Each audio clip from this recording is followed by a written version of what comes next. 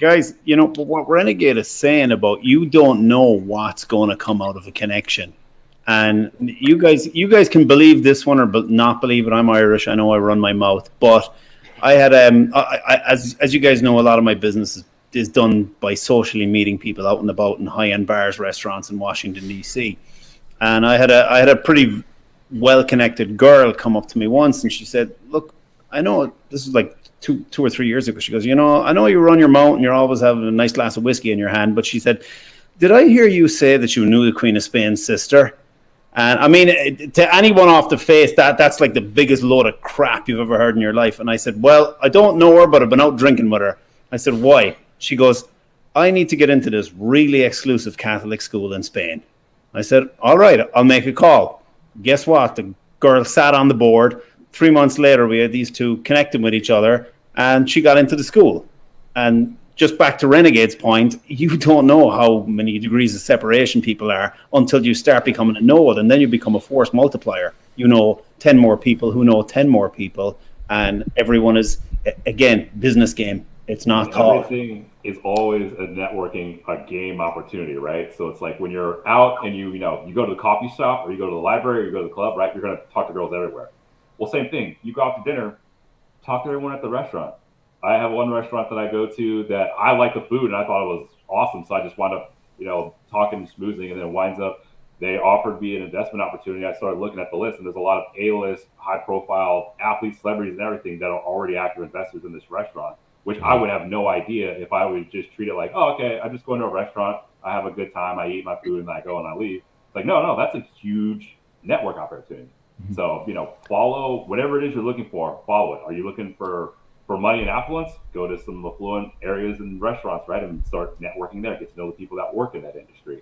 Because again, let me just give you guys a quick visual here on like the leveling up process. Like it kind of goes like this, right? Like it's a stepping up sort of process, and it's like as your network sort of improves, like it's like the tide raises the ship, right? So it's like a step-by-step process of getting into different rooms with different peoples and different organizations. Like when I started my very first business, like 20 years ago practically now, I didn't have Entrepreneurs Accelerator program. I didn't have Entrepreneurs Org. I didn't have a business coach. The very first thing that I got introduced to was something called BNI, which in hindsight sucks. I don't know if it's still around today. Do you guys know? BNI, it's something like business networking, something or another. And it was like, all it did was it put me in a room with a drywaller, a plumber, a dental hygienist, I don't know, some nail salon chick, and like one or two other people from random trades. And it's like, all they really did was like, hey, this is what I did. Here's my card. If you know anybody that needs this, I'd love to, offer them a 10% discount or something like that. It was like, okay, well, that wasn't a great use of my time, but it was the starting point. And then one of the guys in that group I kept in touch with, we grabbed lunch, and it's like, we had some conversations, and I learned about this magazine in Toronto called Profit Magazine, and every year they do a fastest growing companies list, and they're like, the dude's telling me, he's like, yeah, your business is growing really fast. Why don't you apply to get on the list to see if they'll give you the award, right? Because if you get on the list and you go to a gala event, and then you're in the room with the other 50 or 200 people, depending on what the award was, and now you have an opportunity to network with them. It's like, okay, cool idea, right? So from BNI, which was a crap experience personally, but led to a one-on-one experience, which then led to apply for this list, then go to the gala, get on the award list, win, meet 50 other people. That's also where I met my business coach, and I hired him. And then, like the things just kept leveling up from there, right? So, I mean, you just have to keep, throwing yourself into it and putting yourself in environment and places that give you an opportunity to, be in better and better rooms. By the way, guys, I dropped the join link. So if you have a question you want to ask the panel tonight or me or whatever, it's pinned to the top on YouTube. If you're watching elsewhere, let me just grab the YouTube link and I'll just drop it in the general chat. So it goes to Twitch, Twitter, and Facebook and all that. So just click that and head on over to YouTube. It's pinned to the top. Also, what you guys should do is take note of like Rich Cooper's example, right? Where if you are in a room and you keep going to different rooms and you don't like them, you can create your own room, right? And so you can host your own events, right? You can create your own networking opportunities with, hey, I want to meet these types of people or individuals. All right, I'm going to host a different type of meetup. Like I went to a bunch of different car events, and A lot of them I didn't like because there was a bunch of dudes just standing around the parking lot saying, "Oh my gosh, like my car is like so cool." It's like, all right, well, we can always just stand around a garage like all day, but I want to like go for a drive. I want to get some food. I want to like, get the social juices flowing. So I just created my own social events and basically ran my own car club for about a good 5 years. So my absolute best friends to this day, I've met just by doing that. And so, again, if you're not happy or satisfied with what's currently going on, don't be afraid to go take that risk, because I'll give you this 2 key tips. If you ever want to like create your own cult or anything like that, you want to get a good solid following, give people a vision and show them a good time. And I mean, that's basically like what's, it's been done with this group, like with the guys that went on the Miami trip, right? There was a vision that, hey, we're all going to come here. We're going to get together. We're going to bring some value. And they also had a very phenomenal time. And after that, everyone's bonded like brothers. So don't be afraid to formulate what that vision is, but also create your own space and show people a good time.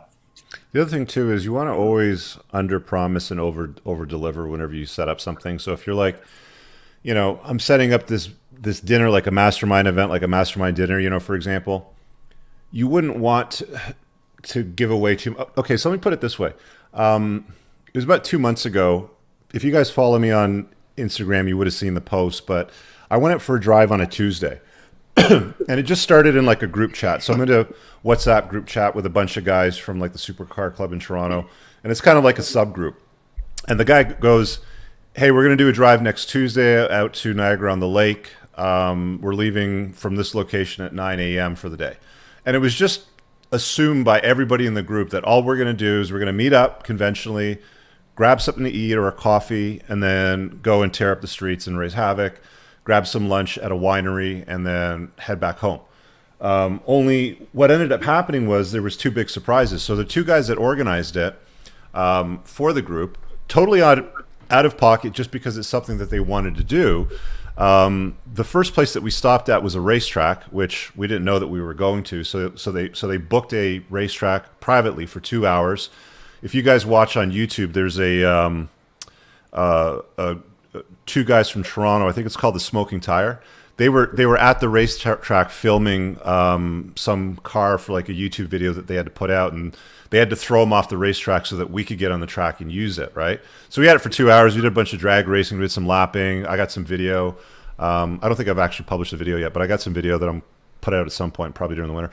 And then we left from there, and then we went to the lunch spot, and then we go to the winery. It's like, okay, cool. We figured we'd just go to the restaurant. No, we had a private gazebo at the back, big surprise, with charcuterie boards and wine, and, the ladies were bringing us drink. We had like, private service and all that. Cool, awesome. We're just sitting there chopping it up, shooting the shit. Out of nowhere, these 2 guys with these striped yellow vests come out with like headphones on, with like, mics and all, boom mics and all that sort of thing. And they're like, "All right, guys, so the helicopters are going to be here in about 10 minutes. So we need to tell you, what the safety protocol is." We're like, "What the fuck, helicopters? Like, you kidding? Like, you guys organize helicopters for us too?" So it's like all of a sudden now these 2 helicopters land on the front lawn of the winery. We hop in, we go over the Niagara Falls. You guys can go to my stories. I think they're still there in the archive thing, but it's like under promise and over deliver when you get involved and network. And this is how high value men do things, right? It's like, hey, we're going to do something cool. And then when everybody shows up, they leave at the end of the day. Oh, and then on top of that, then we had an amazing dinner, private dinner at this restaurant. It was like it was like, I mean, I would have called it a Michelin star, but it wasn't. But it was phenomenal food. And then, we headed back home at like 9 o'clock at night. And that's how you want to do these things, right? Like you want to surprise people, like shock and awe them with pure awesomeness, basically, is what it boils down to, if that makes sense. Anyway. So Rich, what you're saying is if I throw an event at my place in January, just say, "Hey, come over for some hors d'oeuvres and some beer. We're just going to hang out, shoot the crap." But instead it'll be Middleton Rare whiskey and some of my kick-ass cooking. Yeah, absolutely. No, you got to give us helicopter rides too. Yeah, well, Charles, that's only for commies that do free helicopter rides.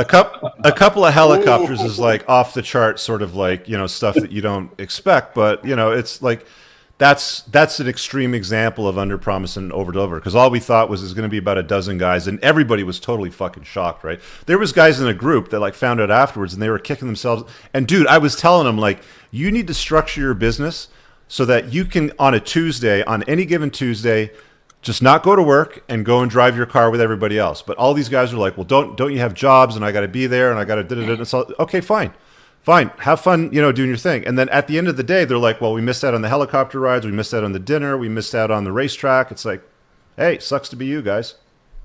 Ryan, I appreciate that Pinochet reference, and also Rich. It's a little hard to top your story. It's really awesome, but I feel like we've been talking a lot about entrepreneurship and social networking, and I just want to share for your audience who are working in the tech industry.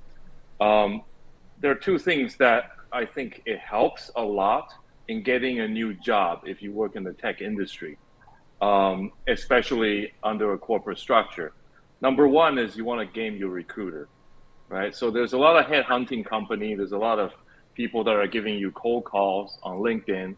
You want to look for the ones that are in the top recruiting companies like Harnum, all these other companies. I won't advertise for them, but you want to look out for people who are fairly senior and high ranking, and they will give you cold calls. Over the course of my 15 or so career in high tech, these people are in there for life, and you can build a relationship with them. And the benefit of that is you will always get a first preview of whatever cool job they have that they are contracted with. So basically, you're never going to be out of a job. You just have to go to the interview. You have front seat access. But the way to do it is you want to give them referrals from your own friends. I know if you start out as a college graduate, or if you just got your MSc, you probably have a lot of coworkers who are working. Let's say you work in the back end. You work with Python, you work with TensorFlow, and they're looking for mobile developers, Android. So you have a few friends you hang out with in your social circle that would work with React, Node.js, or Angular. You refer them, right? And the other thing is, if you ever become a hiring manager, you want to work with them first. And you're not even paying them out of your own pocket. Your company is paying for them. And they take such a high commission. We're talking about 20%, 30% of the annual salary of the position they're trying to fill. So you're actually putting them on the front seat in terms of getting somebody into your company.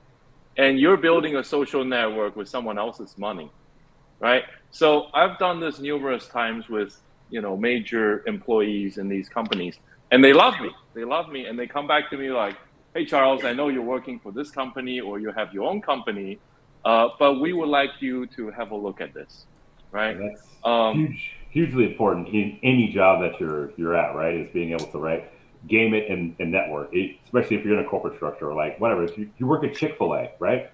Talk to some customers, because guess what? People that can help you out and change the direction of your life, some of them like Chick-fil-A and will come in and get some Chick-fil-A. So, well, it's especially valuable in headhunter in tech industry. I mean, the competition for good candidates who are competent, who will pass the technical, coding exams live, that's actually pretty hardcore.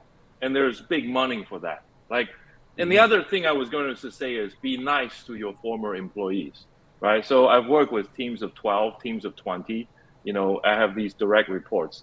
Be nice to them.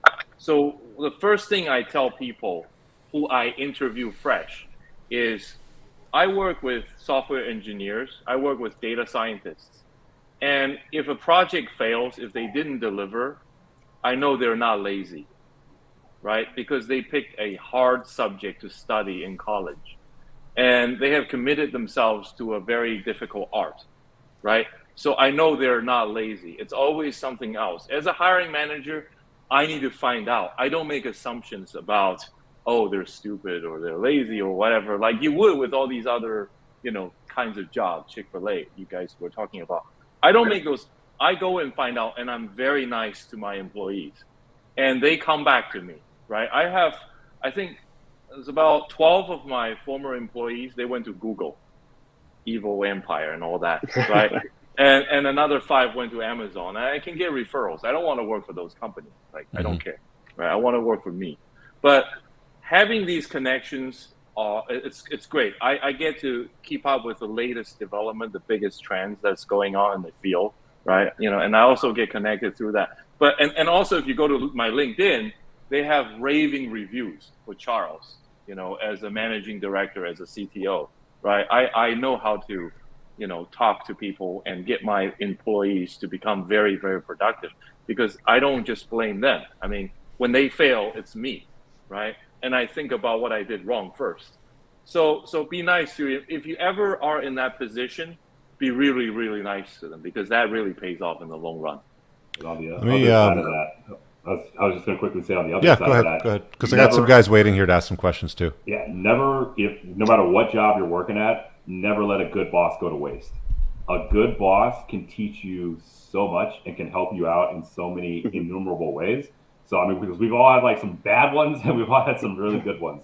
Never, ever, ever let a good boss go to waste. Yeah, you know what? I take my employees with me half the time.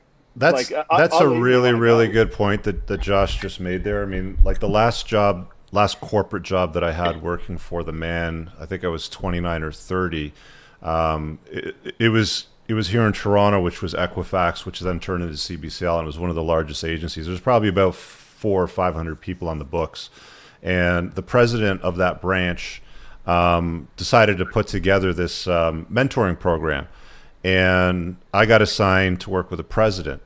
Now, I didn't even think to ask for mentorship, but what I learned, being able to have an opportunity to sit with the president of a company that has 400 or 500 employees, multi-million dollar, like worth hundreds of $millions a year in revenue. I can't remember what the total annual sales was because it was tied into a U.S. branch as well. But you know, being able to sit with him, and I probably spent a good 10 or 12 hours with them over a number of weeks, was invaluable. So if you have like a manager, a VP, a president, and they don't offer a mentorship program, which not all of them will, but ask, you know, like why not say, hey, look, you know, I love the company, I love the business.